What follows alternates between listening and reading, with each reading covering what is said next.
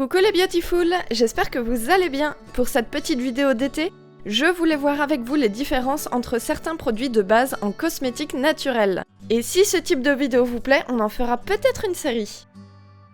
Et à ce sujet-là, restez jusqu'à la fin parce que j'ai une info super importante à vous dire. On va commencer par le plus simple, l'huile végétale. C'est un corps gras qui est issu des plantes. Bien souvent, elle provient des graines comme pour le tournesol ou le sésame, mais peut être aussi extrait de noyaux comme la mangue. Elle sert à nourrir la peau et les cheveux, mais n'hydrate jamais directement. En revanche, elle retient l'hydratation qui est déjà présente. Elle peut être liquide comme nos huiles de cuisine ou solide comme les beurres végétaux ou encore l'huile de coco. La différence avec les huiles essentielles ? Une huile essentielle est bien plus précieuse et bien plus fort qu'une huile végétale. Elle est très volatile et odorante et pleine de composés aromatiques de plantes. Elles peuvent aussi venir des zestes comme le citron par exemple ou les pépins comme le petit grain bigarade. Une huile essentielle est obtenue la plupart du temps par distillation avec un alambic ou alors parfois par procédé mécanique à sec comme pour le zeste de citron. Les huiles essentielles peuvent avoir différentes propriétés en fonction de celles choisies et elles sont très souvent de nombreuses contre-indications. Donc renseignez-vous bien avant d'en utiliser, histoire d'éviter les accidents. Quant aux usages, on peut les utiliser en aromathérapie, en cosmétique, pour la maison ou même dans la cuisine pour certaines. Cela dit, très diluées, les huiles essentielles ne représentent pas vraiment de risque de réaction ou de contre-indication au travers des eaux florales par exemple. Pour le faire, c'est exactement les mêmes procédés que pour les huiles essentielles, sauf que l'eau florale est brute et grosso modo, les huiles essentielles sont issues des eaux florales et sont raffinées. Sinon, c'est aussi par la distillation à la vapeur qu'on obtient des eaux florales et ça permet de récupérer les composés odorants des plantes, etc. Sauf que l'eau florale contient généralement entre 0,1 et 3% d'huile essentielle, pas plus. Et les plus haut de gamme ne contiennent ni additifs ni conservateurs pour ne pas les dénaturer. Par contre, elles ne sont absolument pas nourrissantes, mais elles sont toujours hydratantes et peuvent être tonifiantes, apaisantes, décongestionnantes, etc. en fonction des plantes choisies. Et bien sûr, n'oublions pas les hydrolats. Basiquement, c'est exactement la même chose qu'une eau florale, la seule différence c'est que c'est préparé avec d'autres parties de la plante que les fleurs. Les feuilles les plus souvent, mais également les tiges ou les racines parfois.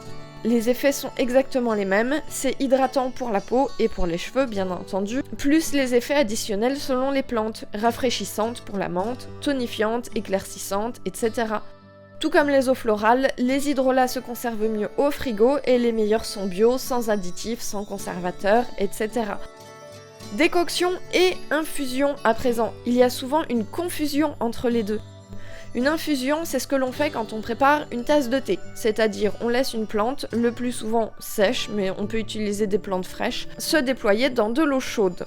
Au bout d'un moment, on retire la plante, soit on égoutte, soit on retire le sachet de thé, et voilà, on a une infusion. Une décoction, c'est un petit peu différent. C'est le fait de faire bouillir une plante dans de l'eau frémissante ou bouillante et la maintenir sous une forme de chaleur pendant 10, 15, 20 minutes selon les plantes. Et souvent, la décoction avec du thé, par exemple, permet d'obtenir une boisson avec un goût qui est plus prononcé. Cependant, certaines plantes très fragiles ne supportent pas la décoction et se dénaturent totalement en étant chauffées trop longtemps. L'infusion étant souvent plus rapide et plus respectueuse des plantes, c'est elle qui est favorisée tant en cuisine qu'en cosmétique. Mais ce n'est pas les seules manières d'extraire les bienfaits des plantes. N'oublions pas non plus le macérat. Il est très souvent à base d'huile, comme pour la moutarde, mais on peut également le faire au vinaigre, pour obtenir un vinaigre parfumé par exemple. Et si vous souhaitez faire un macérat maison, c'est extrêmement simple.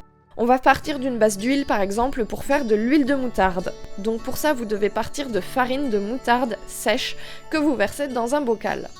Vous recouvrez le tout d'huile végétale comme du tournesol par exemple ou du sésame que j'ai utilisé. Puis vous remuez doucement afin de chasser les bulles d'air. Ensuite, vous laissez reposer pendant 3 semaines environ.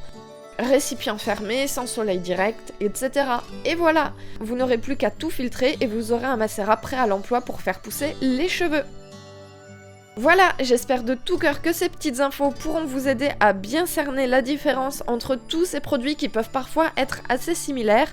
Et au fil du temps sur YouTube, je me suis rendu compte qu'il y avait plein de définitions qui sont utilisées régulièrement en cosmétique et qui ne sont pas forcément claires pour tout le monde. Donc je vous donne rendez-vous dans le courant de la semaine prochaine pour découvrir un nouveau type de contenu, non pas vidéo mais écrit cette fois-ci.